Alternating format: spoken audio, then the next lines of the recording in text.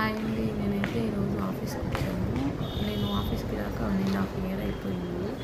ప్రెగ్నెన్సీతో ఉన్నప్పుడు 4th or 5th మంత్లో వచ్చాను. తర్వాత ఇప్పుడే రావటం.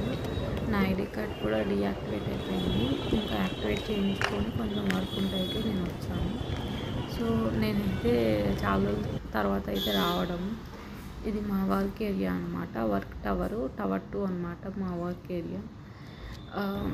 ఇదైతే మేము అంతకుముందు ఉన్న ఏరియాకి అయితే 4 కిలోమీటర్స్లో ఉండేది మణికొండకు.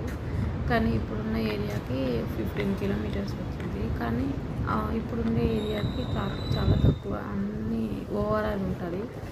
సో అంతకుముందు మణికొండ కాబట్టి ఎక్కువ ట్రాఫిక్ ఉండేది. గచ్చిబౌలి సైడ్ అంతా, నానాక్రమ్ కూడా అటు సైడ్ అంతా చాలా ట్రాఫిక్ ఉండేది. సో చాలా టైం పట్టేది ట్రాఫిక్కి రావాలన్నా వెళ్ళాలన్నా కూడా.